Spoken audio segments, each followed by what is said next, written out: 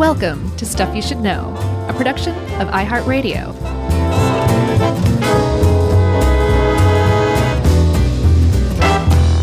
Hey, and welcome to the podcast. I'm Josh, and there's Chuck, and Jerry's here too, and that makes this Stuff You Should Know part of our continuing sad Kentucky tragic history era that we seem to be in right now. Are we going to point out where this is 15 times? No, this is in the Kentucky that you'd expect it to be in. Okay, we had some funny Instagram comments on that. I don't know what you're talking about. About half the people, when the supper club fire thing went to Instagram, said, "Where was this again, Josh?" No, I know. I'm just kidding. Oh, okay. I'm just kidding. Funny. I'm aware of what goes on Instagram. Who knows? I don't know. You're one of those lurkers. Yeah, totally. I totally am. So, speaking of lurking, Chuck. Yes. If you go to Barron County, Kentucky, Okay. one of the things that you might do as a pastime is lurk in a cave. Hey, look at that transition. It was okay. But the reason why you might do that is because Barron County and neighboring, I think, Edmonton or Edmondson County, are home to the largest cave system in the world, Mammoth Caves. Yeah, we talked about Mammoth, and I guess it had to be our caving episode. Certainly. There's no way you can. I mean, again, it's enormous. Like, as far as we know, I think something like 400 miles have been mapped. Yeah. And I was reading, we have a lot. We have an enslaved man back in the 1820s up to the 40s to thank for a lot of that, because he was the only one brave enough to crawl over the bottomless pit. Wow. And keep exploring. So that definitely extended it. But they think also that there's another 600 miles. By the way, his name was Stephen Bishop. Sorry, I meant to say. But they think there's another 600 miles left to be mapped. So that's a giant old cave system. Yeah, potentially 1,000 miles of cave system stuff. Yes. Now, I have a desire to go in almost none of it. Yeah, I know. You know? But I have to say, like, Ruby Falls is definitely worth the visit, for sure. Yeah, I mean, my deal is I did it once, and it was really cool. And I would go back, but I'm not, dying to. I'm kind of like, I know what it's like now, and that's all I really wanted to know. Yes. I wasn't looking for a new hobby. The thing is, though, is if you're into caving, even if you're not like a caver, but you're, into touring caves, that you can stand up in and there's walkways and everything. Sure. Mammoth Cave is an absolute must. It's just like geological wonder after geological wonder. It's pretty neat. Yeah, you like your caves to have an energy drink fridge at the bottom of it. That's right, and a moving sidewalk.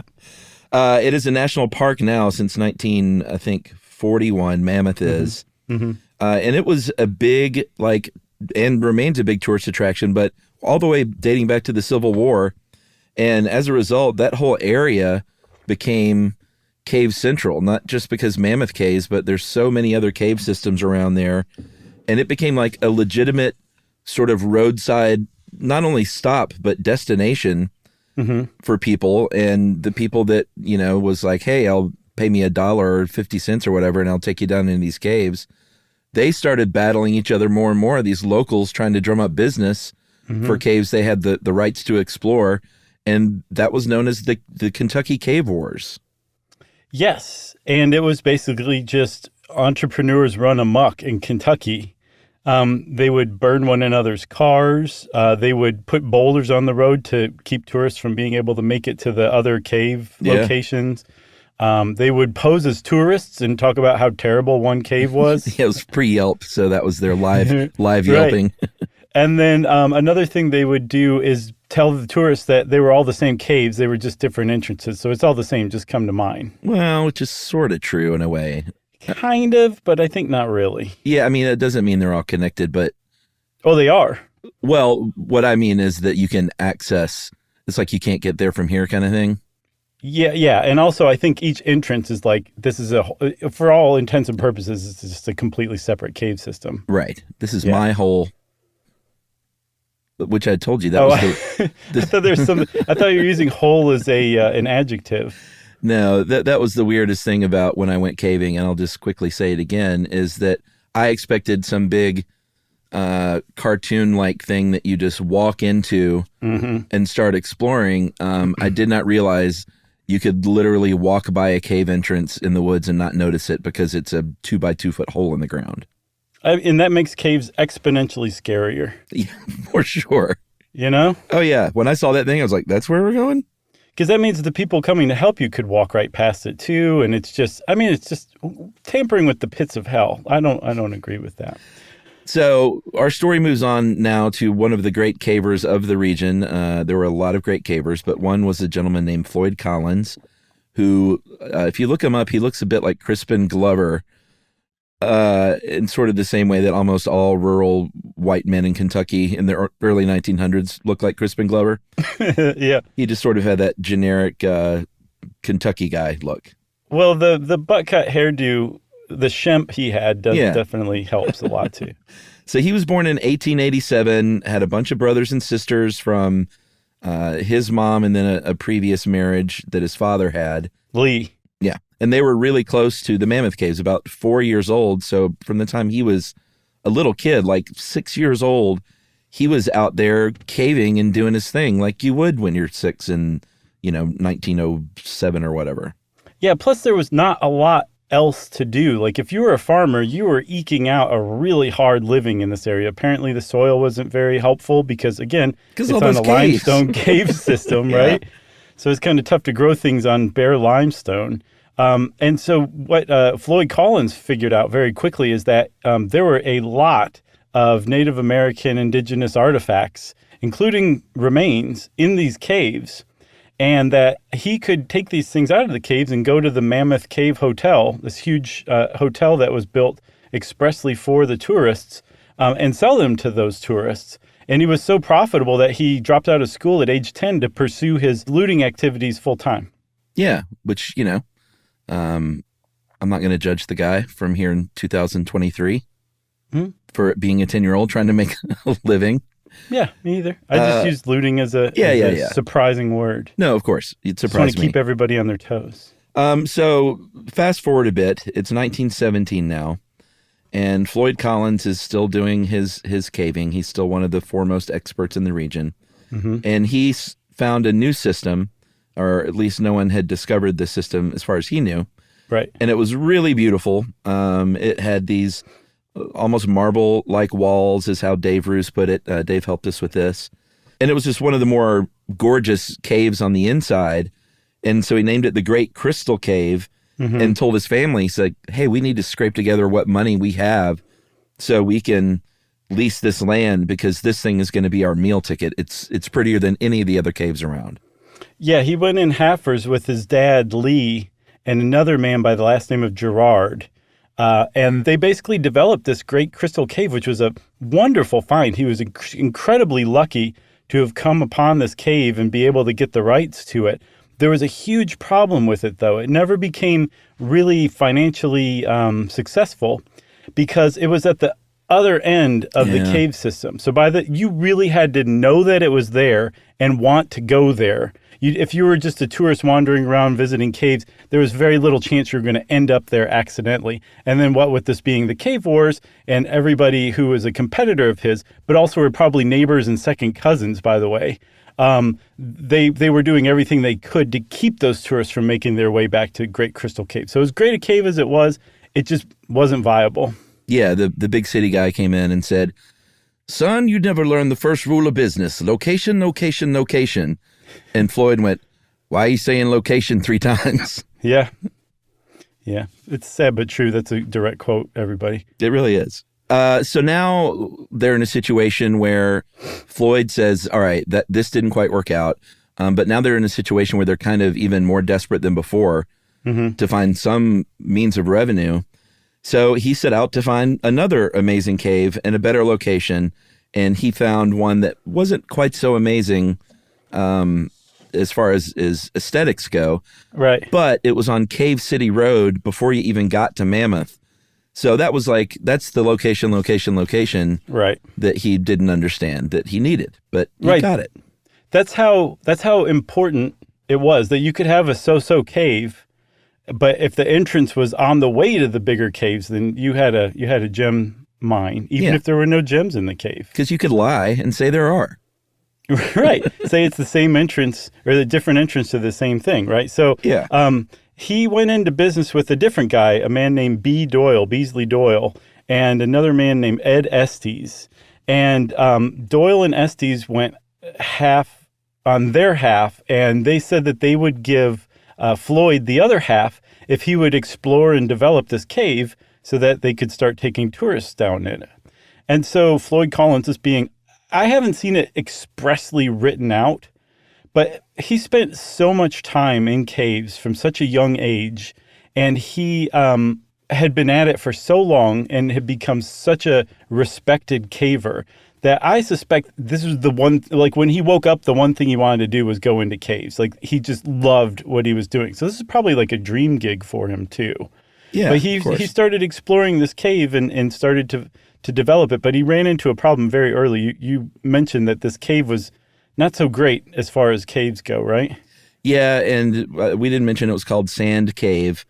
And it was called Sand Cave for a reason, because it was not solid limestone like, most of the rest of these caves, which made it, pretty tourist friendly to walk around, kind of like you would a Ruby Falls, let's say.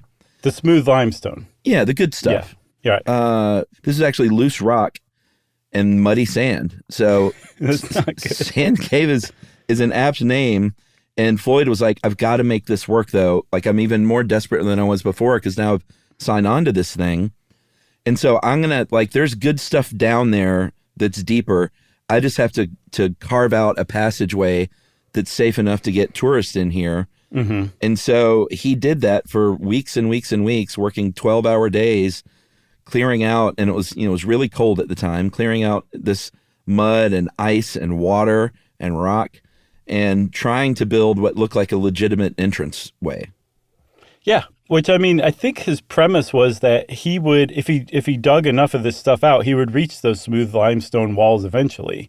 It was just going to take some extra work, right? Yeah, and he was down to work. He was DTW. And you keep making mention like he really needed this. He was able to make ends meet here or there. I think he and his brother chopped timber for the railroad ties for the local lines that were built. Again, Mammoth Caves was such an enormous attraction. There was a special railroad line that was established and built just to take people to this, right? So there was some money to be made, but to say that Floyd Collins and his 8 siblings were poor is an understatement. I saw a picture of the house that the siblings all lived in with their parents, and the ticket booth for Great Crystal Cave, and the ticket booth is slightly bigger than the house. I saw that. It is. They live basically hand to mouth, to say the least. Yeah. So this needed to work. That's why he put in all this work, painstakingly digging this passage. Mm-hmm. And eventually, on January 30, 1925, he said, all right, I've got an opening here, and I believe I can get down to the depths that I so desire. And he did. He got down about 50 feet deep and then came to a 10-foot drop that's shaped like a chimney. So it's a 10-foot chute that he can go down. And at the bottom of this chute, it kind of makes not the hardest L, but it would like a soft L shape to where it goes horizontal. But that horizontal opening was not very big. It was just enough for Floyd to get down there on his back, go in kind of feet first, with the top of the chute inches above his face. Yeah, he was in this crack. So the chimney itself was not exactly like a drop. He had to kind of shimmy down it. But with that crack was a whole other thing altogether. He couldn't take a full breath in there. We should issue a warning, a trigger warning for people that suffer from claustrophobia, because I don't even, and a lot of this felt like I was about to have a panic attack. Yeah, I have a vague sense of claustrophobia. It takes a lot to trigger it. Just hearing about this stuff, I'm like, oh my gosh, but I can handle it. But I'll bet there's people out there who couldn't even hear this. So way to go, Chuck. Yeah, so that COA and another one, which is when you're dealing with old stories like this, we found that there are a lot of facts that get mixed up depending on what source you're using. So we're doing our best moving forward. Well, also, we're in the age where we've really just woken up to the fact that back in the 20s, say, newspapers would print whatever. Right. And we've long been it was in the newspaper, so it was probably well-researched. Not true, necessarily. Not true at all. So he's sliding through this crack, And you're probably getting pretty nervous, but hold on to that because he makes it through the crack. And on the other side, he finds a big, I think like 50-foot deep room, a big chamber. And this is what he's been looking for. This is the kind of stuff tourists want to see. And he starts exploring it. He's rappelling down. And I think I don't even know if he made it to the bottom or not, but his lantern started flickering. And that is a sign, if you are exploring a cave for the first time, to get out of the cave. Yeah. So that's what he did. He was a smart guy. He wasn't dumb. He was very gutsy, but he didn't he didn't gamble with his life for no reason. Yeah, he knew what he was doing. Yes. So he crawled back up the rope, took his lamp with him, and started to make his way back through the crack. He was oriented the same way that he was going in. So he went in feet first. This time he went in head first. Yeah. And he made it, I believe his head made it out when he kind of kicked into the ground to kind of give himself purchase, to push himself the rest of the way through the crack. When he did that, he moved some dirt, some sand, and I've seen up to a 7-ton boulder came down from the ceiling and lodged his foot in place firmly. He was not moving anymore, and he was stuck in this crack hopelessly. Yeah, and that's one great example. I saw 7-ton, and then everywhere else I saw 26 pounds. Big difference. I mean, could you really not like shimmy a 27-pound? Maybe not in a crack like that. I mean, 26 pounds on a foot in a crack. Mm-hmm. And we should mention, too, that his lamp went out while he was in there. And again, I saw various things from that it finally flickered out to he accidentally kicked it out, kicked it over and made it go out. So now he is laying there with his arms by his side, stuck in this crevice in the complete blackness. And Dave pointed out, and I can verify, and if you've ever been caving, it is a blackness like you've never understood before in your life. I don't want to understand that, Chuck. It is the blackest of black. You literally cannot see your hand in front of your face. So he's, literally laying there in pitch blackness, which he's sort of used to because he's, right. I'm sure he's been without a light before in a cave and gotten out of it, but he was in a bad way. He was, and he wasn't panicking because he knew that he was right almost at the base of that chimney, and that if he could get to the chimney, not only could he relight his lamp, he could shimmy up the chimney pretty easily. So he was almost there. But the problem was, again, that rock, whether it was 27 pounds or 7 tons, wasn't letting him go. And so Floyd Collins was alone in the dark, trapped in a crack, and no one knew he was down there. Yeah, and before we go to break, because I know that's where we're headed, the final little cherry on top of danger cherry is it's 16 degrees. Very nice, Chuck. All right, we'll be right back.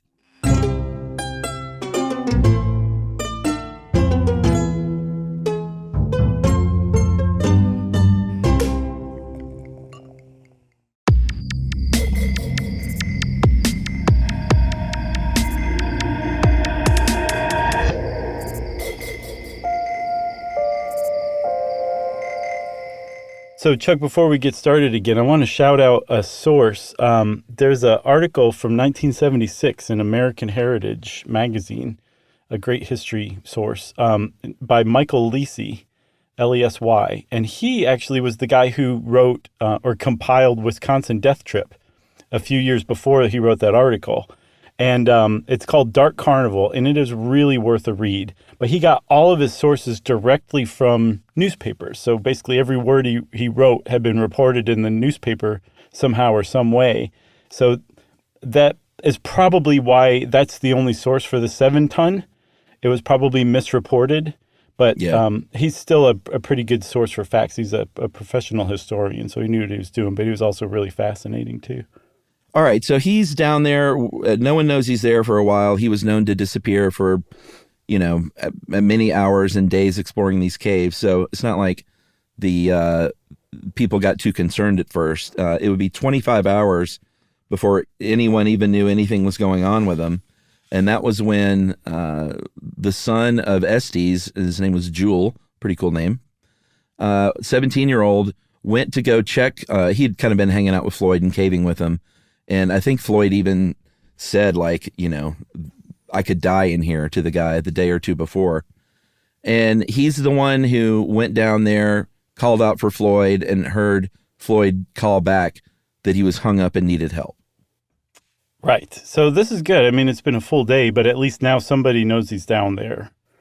So Jewel Estes runs back and starts getting help. And I think in very short order, word got to his brother Homer, who his I guess younger brother, because I think Floyd was 30 at the time, and I think Homer was 22 or 14, depending on where you get. Oh, your really? source. I hadn't seen 14.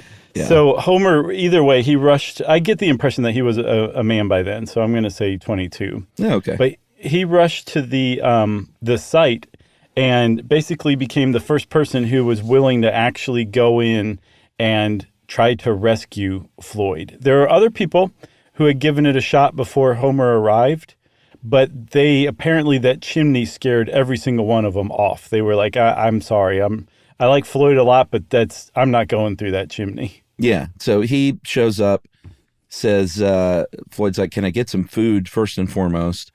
So his brother said, sure, here's the worst thing possible you could eat when you're pinned in a cave. Here's some sausage and coffee.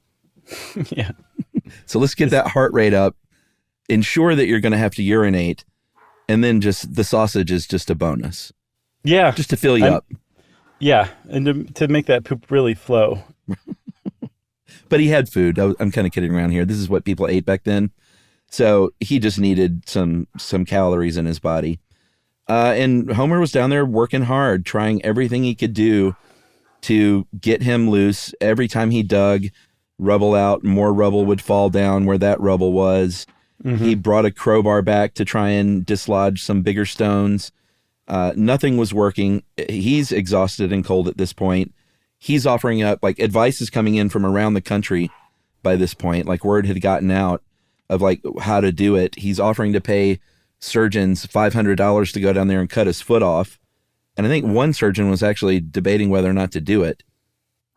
Yeah, I think he was sent by the heiress to the International Harvester Fortune. He got sent to the scene. She paid for him to go there.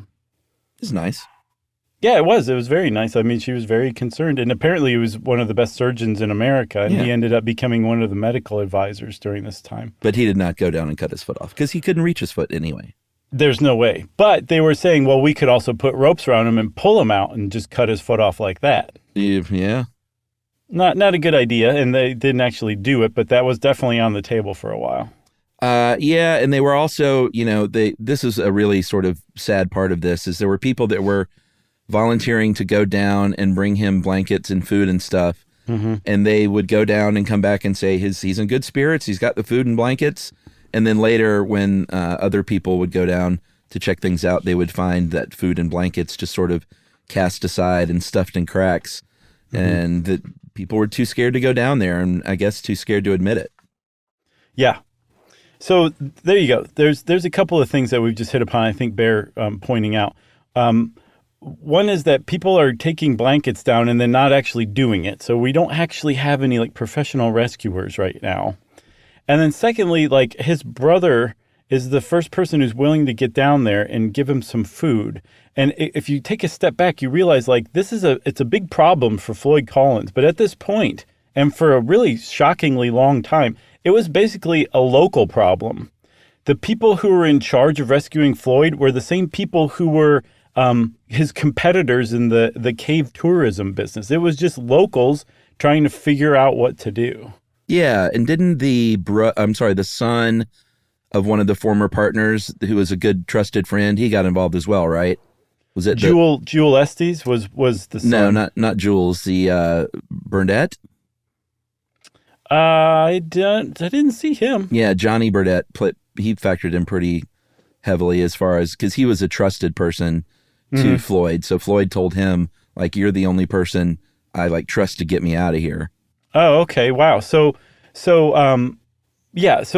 were people who were like really trying to do this. They had the best intentions. They just didn't necessarily know what to do. And the upshot of it is there was a distinct lack of expertise in that kind of thing for a very long time, for the first several days of Floyd's encounter. Right. And I guess we should introduce Skeets, huh? Yes. Now, this is the first time somebody comes outside with no expertise, but has the guts to be like, this man needs to get out of there, and I'm going to do what I can, right? Yeah, this is Skeets Miller. This was 3 days into this debacle. He was a young kid. He was 20, young to me. That was like 60 back then, I guess.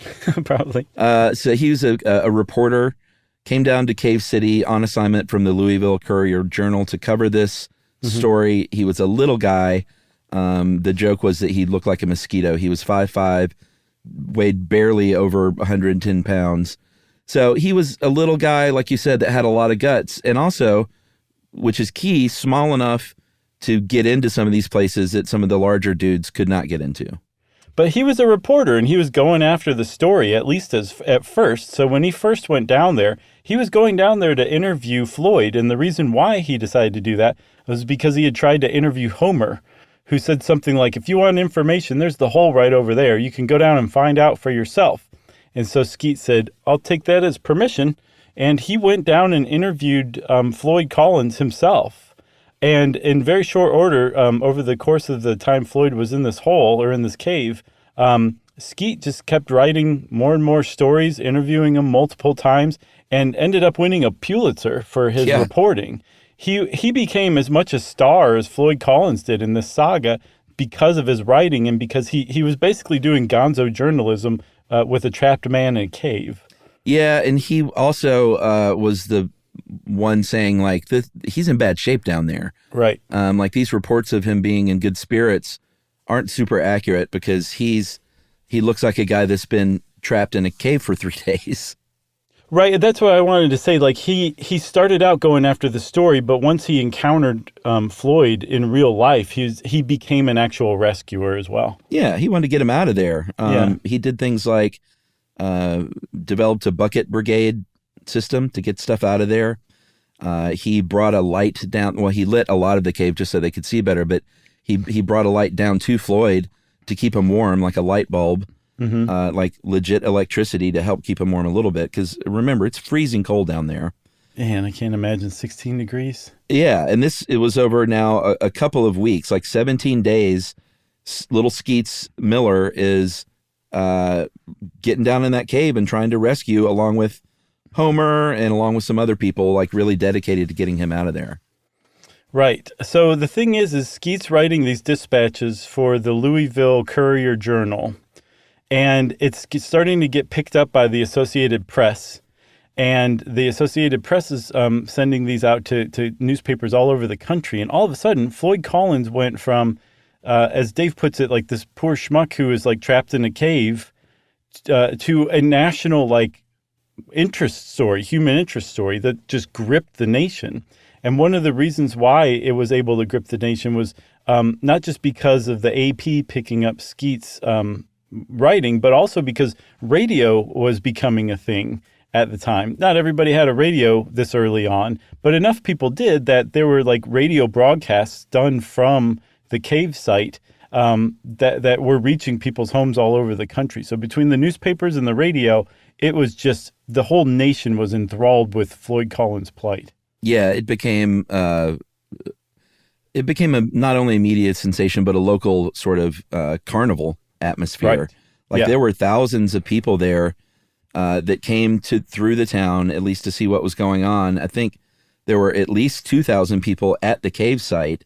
There's this website, this guy that had pictures of the scene at the cave entrance, of the grounds, of the people in the cars, the people selling hot dogs and hamburgers, and balloons that said Sand Cave.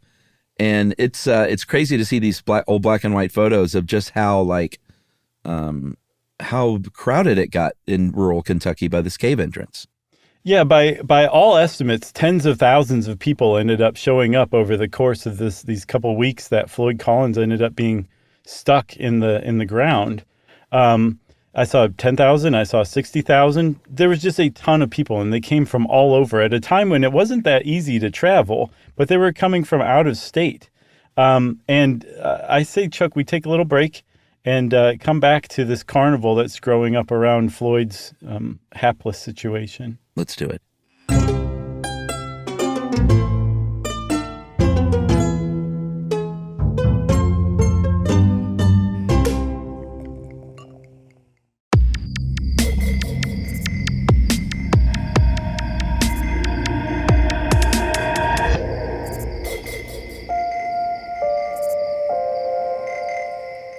All right, so Floyd is still trapped. They're getting some food down to him. He is not doing well.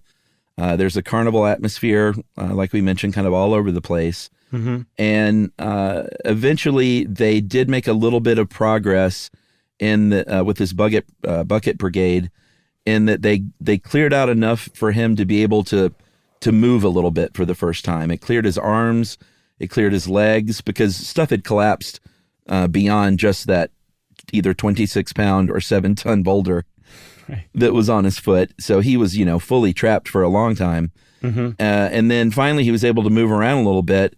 He said that he was freed at one point, like that his foot was even. I guess he was delirious or miscommunicating, because that foot was definitely not free. Right. And the last guy to bring him food was a miner named Maddox, who brought him food that he ate. And Floyd was delirious at this point and said, "Maddox, get me out. Why don't you take me out? Kiss me goodbye. I'm going." And apparently Maddox kissed him goodbye, which was a very empathetic, sweet thing to do.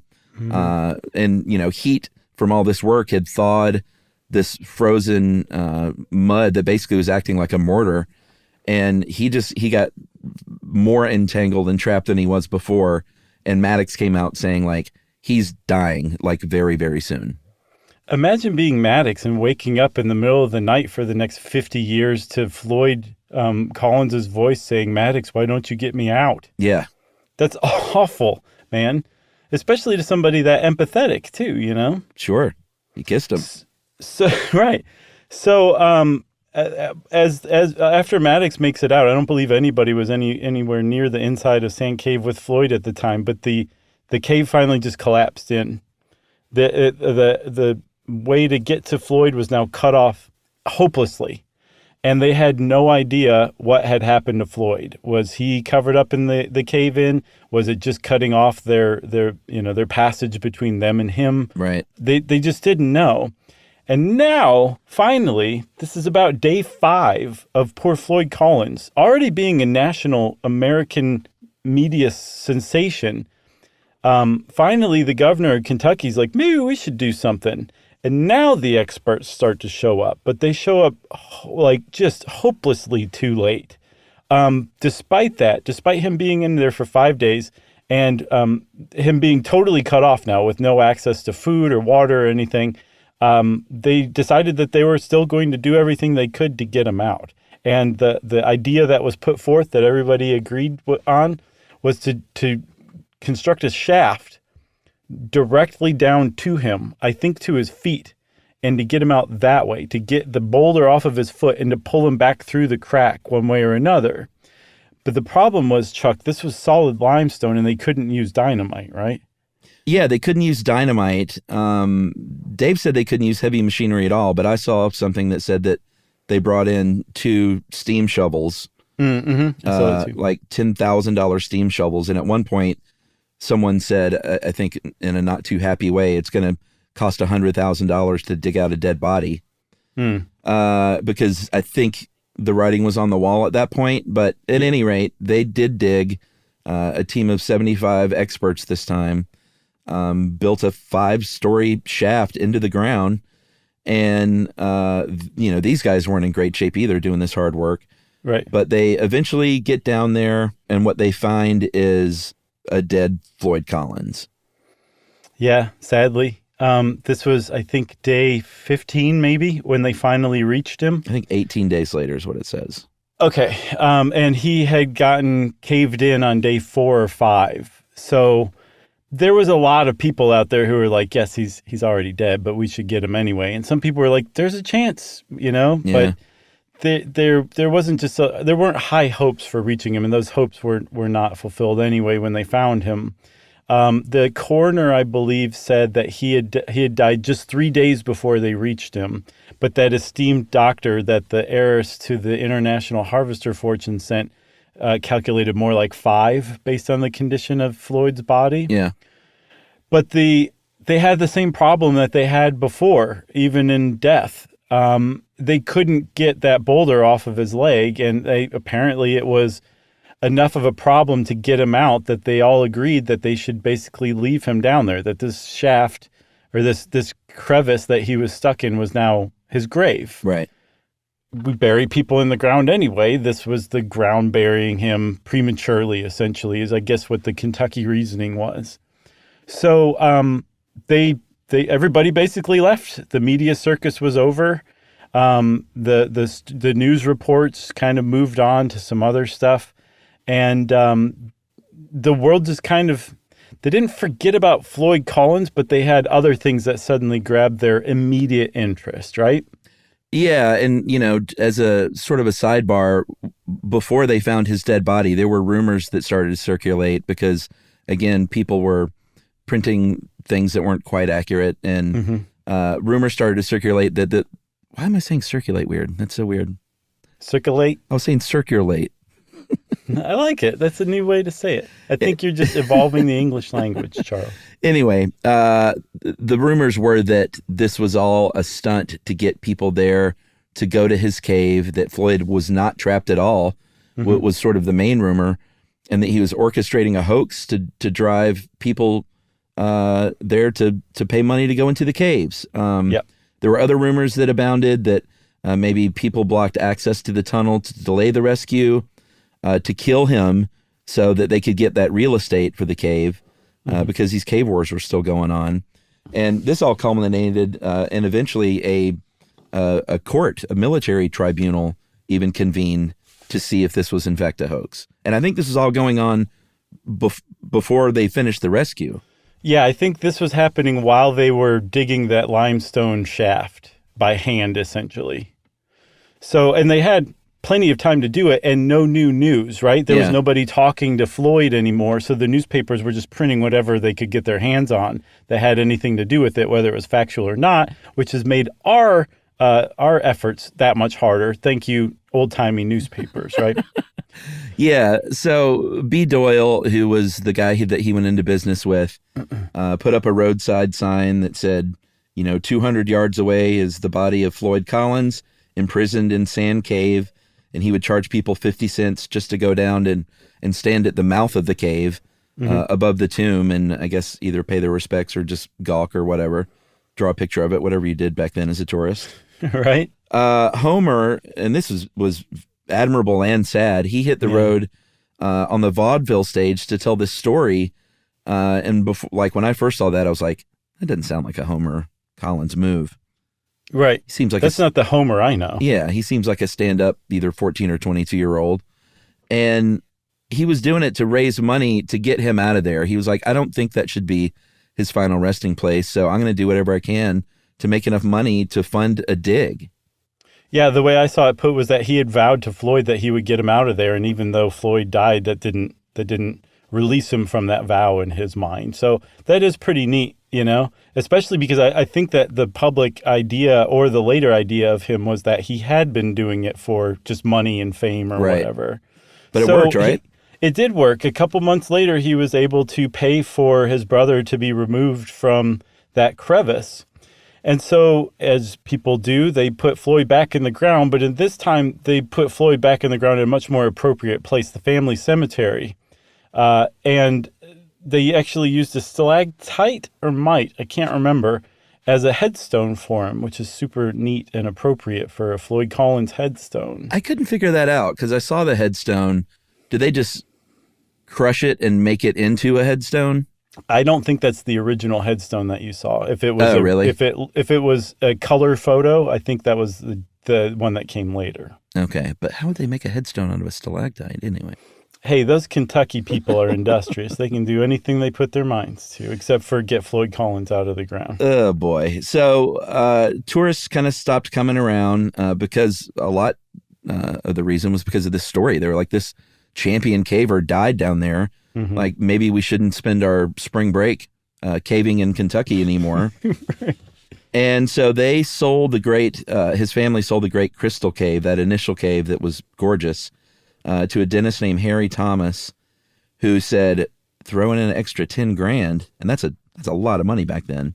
Yeah, especially if like your ticket booth is bigger than your house. Yeah, so just keep that in mind before you prejudge the family for what they agreed to. He said, for an extra $10,000, if you'll let me exhume his body and put it on display in a glass coffin in that cave, in a respectful way, then we got a deal. And they needed the money, and they said yes. Yeah. So for more than 60 years, Floyd Collins was in a glass coffin in the Great Crystal Cave beneath, I believe, that stalactite or stalagmite headstone with the engraving "Greatest Cave Explorer Ever Known." And for the first at least 15 years, I think, if you were a tourist and you went to the Mammoth Caves, you probably made an extra trip to the Great Crystal Cave to go see Floyd Collins' super embalmed corpse through the glass window in his casket, right? Just laying there in the I think a chamber of the Great Crystal Cave. And actually, slight in-show correction, the body did not stay there for that long uninterrupted. Okay, fair enough. In March of 1929, his body was stolen by grave robbers. Apparently, their intent was to toss it in the East River, the Green River. They're going to drive to New York, toss it in the East River. Yeah, they were going to hit Kramer swimming. But it got caught in some underbrush, and they couldn't get the body out. Dr. Thomas recovered the body in a field, Saul's leg. So the leg that was trapped was no longer there, and I don't think anyone knows where that leg ended up. But then Dr. Thomas reinterred it, this time in a chained, locked-up casket back in that cave. Yeah, and that's where he stayed for decades. The thing is, the National Park Service came in and bought the place in 1961. So, yeah, for about 30 years, you could go visit Floyd Collins' body in the Great Crystal Cave, but once the NPS took over, they honored the family's wishes, not by removing him from the cave, but by closing off public access to the cave. Yeah. So for all intents and purposes, he was no longer something for tourists to gawk at, even though he was still down in this cave and the family didn't want him in there anymore. So it wasn't until 1989 that I believe a court ordered his body to be removed and finally interred once again in the ground topside. And that's where he remains today. And I believe, Chuck, that they put him in the ground on March 24th, 1989, which is right around the anniversary of that interment when this episode's coming out, I think. And right after my 18th birthday, senior year of high school. Awesome, man. I'm surprised I didn't hear the news. Oh, yeah, your birthday's coming up, isn't it? Ides of March. It is. I'll never forget, Chuck.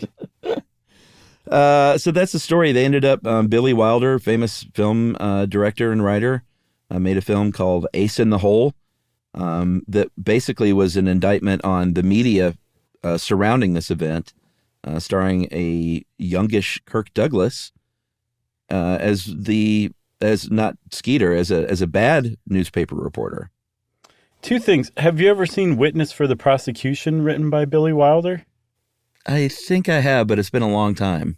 I just saw it for the first time the other day. It's one of the best movies I've ever seen. He's one of the best. You ever seen The Apartment? I haven't. I have seen Sunset Boulevard plenty of times. It's a great movie, too. The Apartment's amazing, and that was Scott Aukerman's movie crush pick. Oh, okay. And then the second thing, Chuck, is that there is actually a musical that was made. I think it first was put on in 1996. It's called Floyd Collins. I was surprised to see that. I have an impression it was in the same vein as that musical that the South Park creators came up with about the cannibal in Colorado. Oh, the Book of Mormon? No. This was a different one. Okay. It was before Book of Mormon, I think. I thought this was like a respectful thing. I didn't know it was a comedic send-up. It was. That's what I was going to say. It was much more respectful, but okay.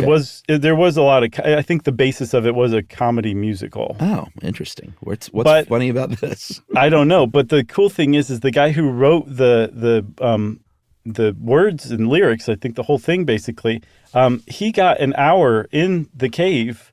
It was opened up for him specially.